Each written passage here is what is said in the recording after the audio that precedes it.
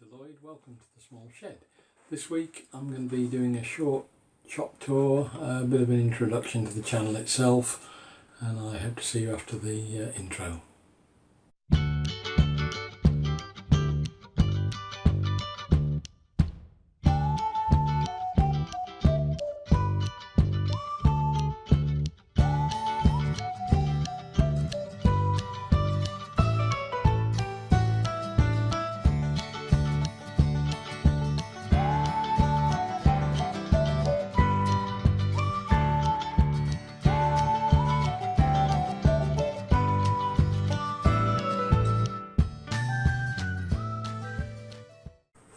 Well, this is the story of the shed itself, really. I'd been thinking about having a new shed for a couple of years now, and I spent some time sketching out the sort of thing I wanted. I decided I was going to do it in prefabricated panels just so that it was flexible, and that's proved a bonus because once or twice during the build it moved position in the garden and the size changed a bit, so it was only a matter of just tweaking individual panel sizes to make it fit. The only real constraints were the height, which had got to be less than 1.85, and the width of the panels, which had maximum 950, because that was what would fit in the back of my car behind the seats, and I was prefabricating all the panels off site, so they were done in the warm and dry in a local mini sheds. The actual start of the build was the very end of February, and I completed the place to the stage where it was habitable at the end of May, so that was about 3 months for the build, although the walls and roof went up very quickly. I'd got a temporary roof covering on within 3 days, which was just as well, because at one point it did snow and we had some pretty awful weather for a bit. The reason I started the channel is slightly vague. I don't really know, but I reached the point when I was just starting to fit the shed out at the end of May, and I thought, everybody else provides me with a lot of free entertainment on YouTube.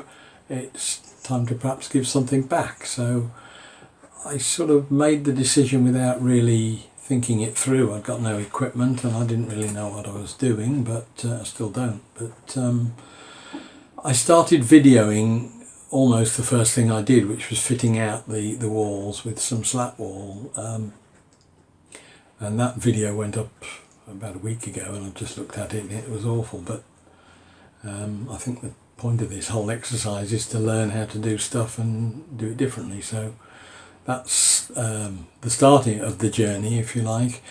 I've currently got about 3 or 4 videos completed and edited and ready to upload. There's about another 7 or 8 in various stages of completion. I'm just learning to find my way around an editing program, so that in itself is something else that is coming out of the whole exercise. I'm learning new things, so that's part of the point of it. I wasn't going to do a shed introduction type video until later on in the process, because I felt that it was more important to get some content out there first, rather than spend hours talking about something that no one could see any results from. But as it happened, there was this Keith Brown bowl challenge came up, to make a bowl without a lathe, which hopefully in a week's time I will have finished.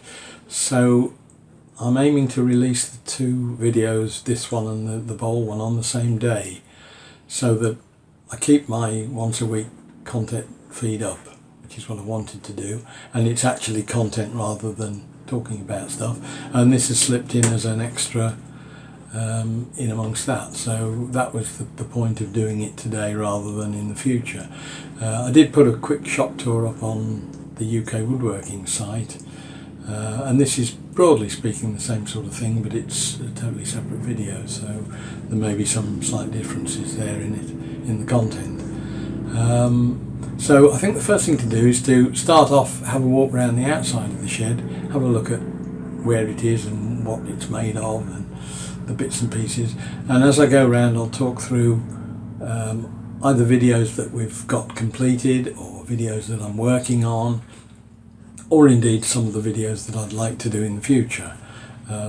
Optimistically, I think I've probably got a year's video in my head, but of course time and tide and all that lot, it just depends how much work I can get through in that intervening period. There's a lot of interesting things going on both here and at our local Menin Sheds where I'm building things, so hopefully there'll be a mix of probably both, a small shed and a slightly bigger shed. So let's just start outside and have a quick walk round. So we start off with a small pod that was built on the front of the shed. I wanted to keep all the garden implements totally separate from the shed itself, because there's nothing worse than getting soil and grass all over everything you're working on. So that was one of the first essentials. So we built a small pod on the front with a separate door. I did leave room in there for a shelf, and there's a compressor on there, and I'm hoping that at some point I'll probably plumb that in to provide an internal supply for an air gun, duster, and probably a pin gun, that sort of thing. And that's the first one of the future videos, if you like. The actual build of the shed, foolishly I didn't record on video, but I have got an awful lot of stills, and as we'll see when we get inside, there is some future potential to do a video on the build. As you can see, as I say, there are panels made up of between 650 and a metre, 950 wide, that make the shed up. Aluminium windows. It's 40mm insulated metal cladding roof, which has made it very warm inside in the winter, and it's nice and cool in the summer.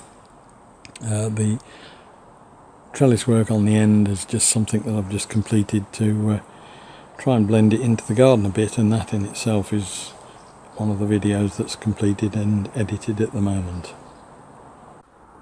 On the outside is the water butt that collects all the rainwater. I found that was giving me a problem with overflow that went all the way down the back of the shed, so I've just put an overflow pipe in there which goes down and into the garden, and there's a small video on that just about edited and ready to go. I'll say just a couple of windows on that view that look out over the garden, and I've just recently been working on a bit more trellis this morning, so that should just about finish off the hiding the shed in the garden. Moving inside, there's the slat wall that was the very first video that I did. That is beginning to work quite nicely. I'm starting to get a flow of work now that until you actually use the shed or any workshop, you don't really know where you want to put things. So this gives me flexibility to move things around to suit. The clamps are all hanging there at the moment. There will be a clamp rack built elsewhere. But certainly the drills and the drill bits and driver bits and things like that, countersinks, are all tapes. They're all places that I'm naturally going to now, and I put them back when I've finished, so that's working well. I built myself a small paper towel holder that hangs off one of the shelves, which I think I intended to do a slat wall update at some point with what's gone on. The slat wall runs all the way around and provides all sorts of other storage in other areas. New addition to the shed, one of the basic problems I've had all the way along is dust, and I haven't been able to deal with that properly. I've been using a not very good shop vac at the moment, or it's a domestic vacuum cleaner actually, but I picked up a decent Record Power. It's brand new. It's got, the drum is bashed to smithereens. It's a ridiculous shape, the drum, but and the outlet's slightly broken. I'm not quite sure. I've asked the Record to see if they can give me a price for a new drum and outlet, but the intention of buying it like that, broken, was that I did think I'd build a Cyclone or a Thean Baffle. I'm not sure which yet. and that's what the MDF half round on the top is for, to start and think about that. So I may not even need the dust collection drum on that. I shall use something else separate. Down on the floor there's some bits and pieces of mock-ups of what the shed is made of and how it's built, and they're being done for some sort of a video of how the shed was put together. It shows the construction of the walls, and there's one of the roof and all that. So that's the subject of 1 or 2 or 3 videos in the future, and that's, the stuff isn't all the bits and pieces are made, but I haven't started on the video yet. At the back there is the Triton TWX7, I think it is. It's the workstation that you can slot out, put a contractor saw, put a router, or just a plain insert into the top of it. It doesn't normally live there. It normally lives in the corner on top of that section there, which is just a temporary cart. You can see the contractor saw there and the insert for it.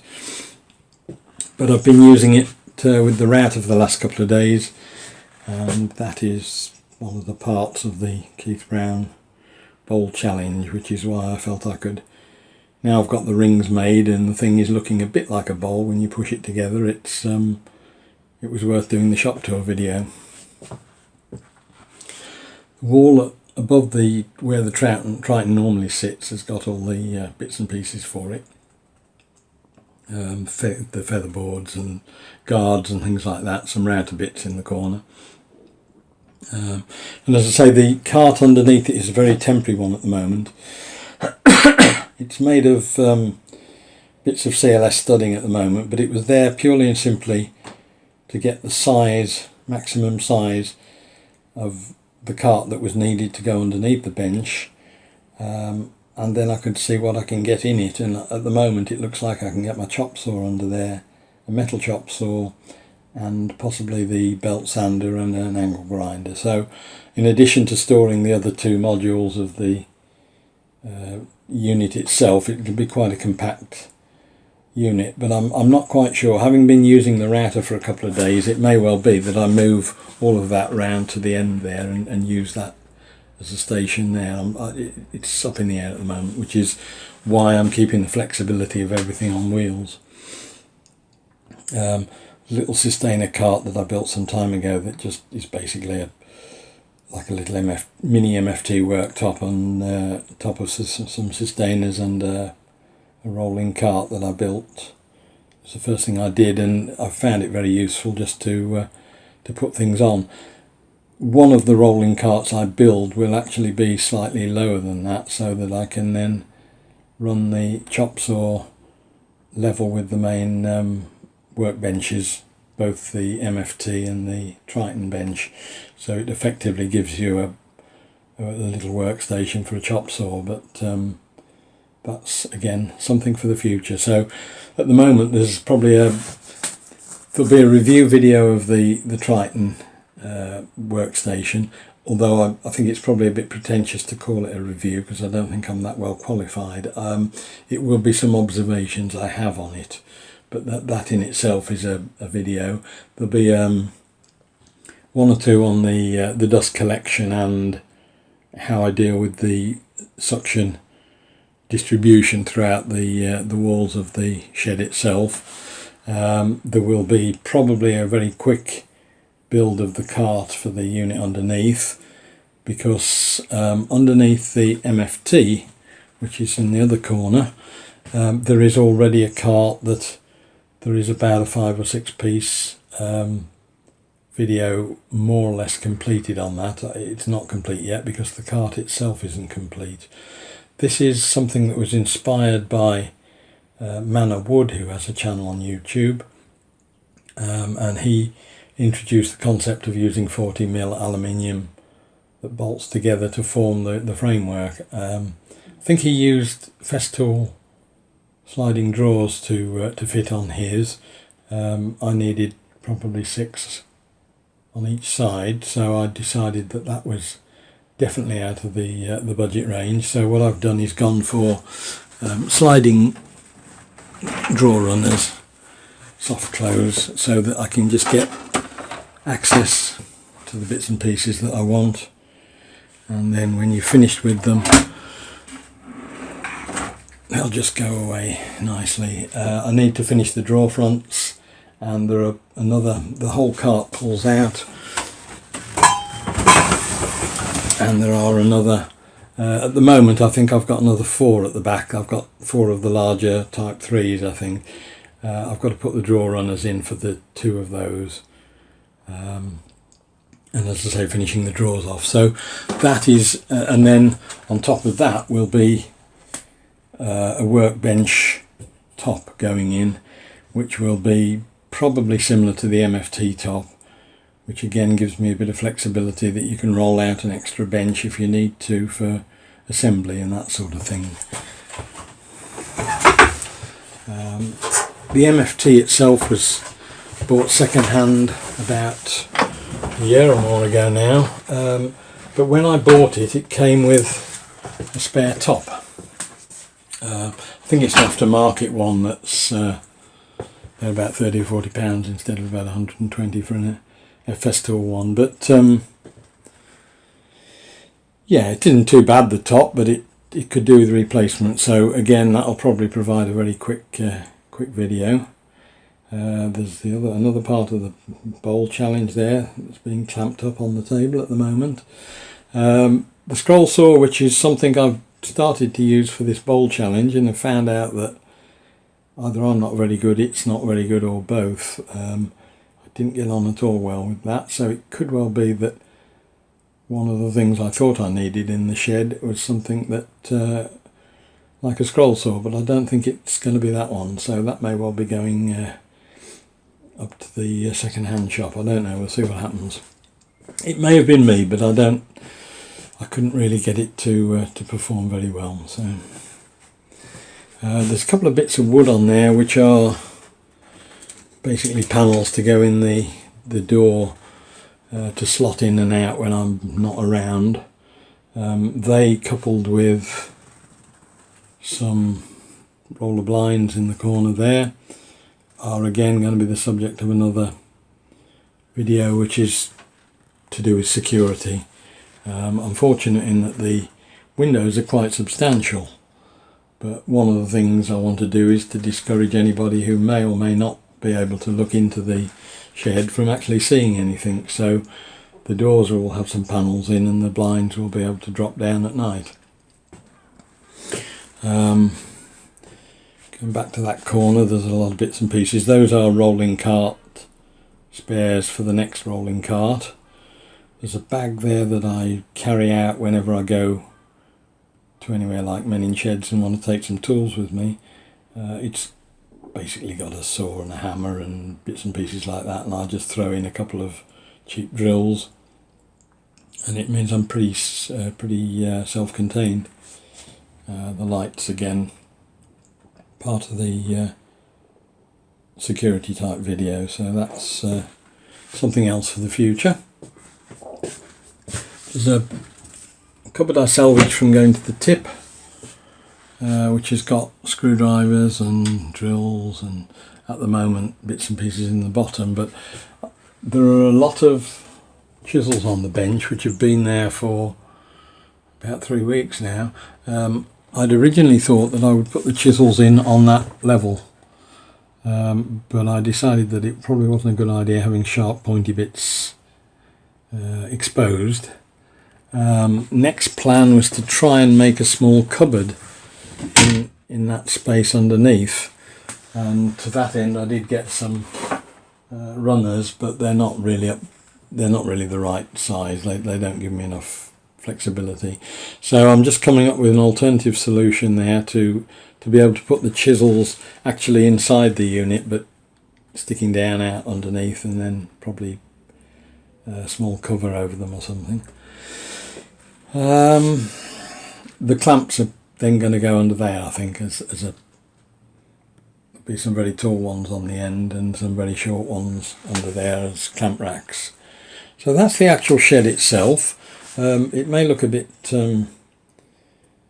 posh to have a laminate floor, and there was a suggestion on one of the forums that I was on that it could be a bit slippery, and indeed it's true, you have got to keep it clean.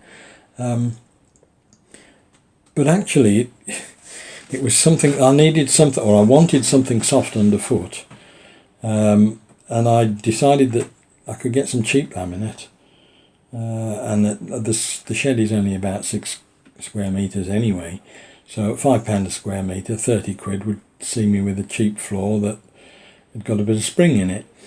I actually ended up going and buying 3 packs of damaged laminate from B&Q.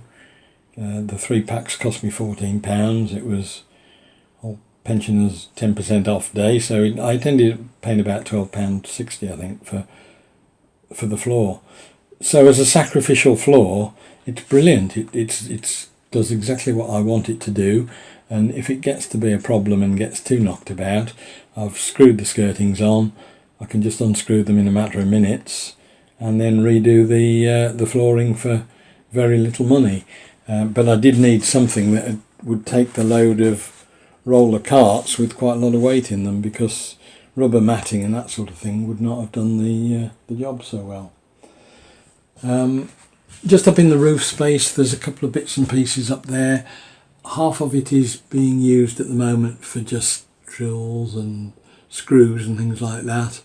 I'm putting, at the moment, there's all the compressed air stuff ready to start and think about how that's going to work, and some paints and spray cans up in that side. The other side I've developed into a small wood store. Again, I haven't got a lot of room. I've got to accept the fact that I'm not going to be able to keep loads of wood, but it is nice to be able to just lay your hands on a little bit of something if you need it, just to do little jobs. So that's the shed itself inside. As I say, there's probably a good dozen or so videos still to come on things that are either in here or being built, or things to do. So hopefully I look forward to seeing you on the next video, and if you like anything you see, please press subscribe and press the bell and you'll get some notifications. I'm hoping to put out a video every week, and that is the current aim. See how we go with that. So I hope to see you on the next video. Cheers now, bye.